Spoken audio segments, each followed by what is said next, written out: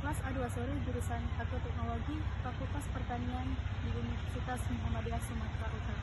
Saat ini saya sedang berada di perkebunan karet, tepatnya di Kota Stabat, Kabupaten Langkat, Sumatera Utara.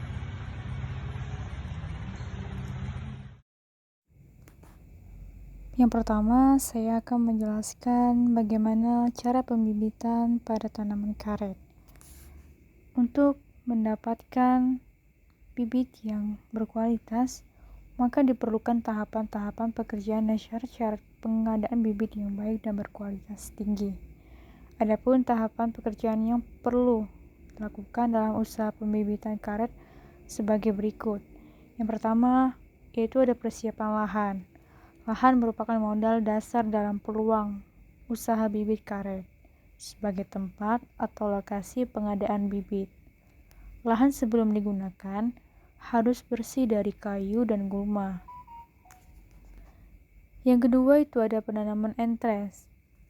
Setelah lahan bersih, tahap awal penanaman entres ditanam harus dari induk sesuai dengan jenisnya. Penanaman entres sebaiknya didahulukan minimal 1 tahun sebelum penanaman biji atau batang bawah. Yang ketiga itu ada penanaman biji. Biji yang ditanam di lapangan harus melalui seleksi yang baik, supaya nantinya setelah dikawinkan melalui okulasi menghasilkan bibit karet yang baik mutunya dan mendapat periode yang maksimal pada waktu penyadapan atau karet sudah berproduksi. Penanaman biji di lapangan harus terlebih dahulu melalui proses persemaian sebelum ditanam di lapangan. Yang keempat itu ada penyiangan. Selama pertumbuhan dan perkembangan batang bawah untuk siap diokulasi, harus dilakukan penyiangan gulma pada area penanaman batang bawah minimal 1 bulan sekali dengan penyemprotan supaya pupuk yang diaplikasikan efektif diserap tanaman. Yang kelima itu ada pemupukan. Supaya pertumbuhan batang bawah baik dan dapat cepat diokulasi menjadi bibit, maka harus dilakukan penyemaian 1 bulan sekali. Pupuk yang digunakan adalah pupuk yang terbaik selama masa pertumbuhan dan perkembangan.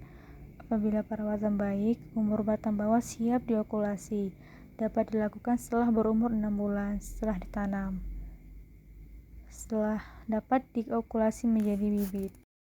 Saat tanaman karet berada di masa tanaman menghasilkan karet, maka dilakukanlah pemanenan.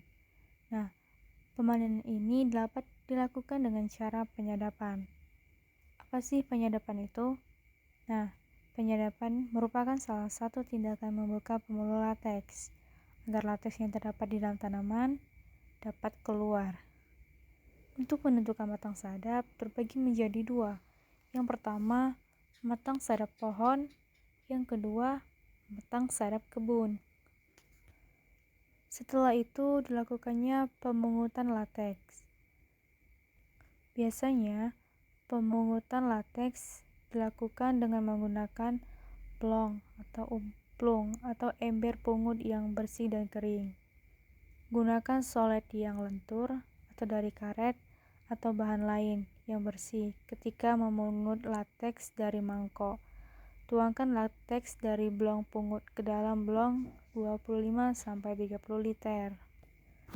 Adapun beberapa penyakit yang dialami oleh pohon karet antara lain jamur akar putih atau Rigidoporus lignosus. Yang kedua itu ada penyakit bidang sadap, lalu kering alur sadap. Baik, berikut adalah penjelasan dari saya. Jika ada salah kata, saya mohon maaf. Billahi fisabilil haq fastabiqul khairat. Assalamualaikum warahmatullahi wabarakatuh.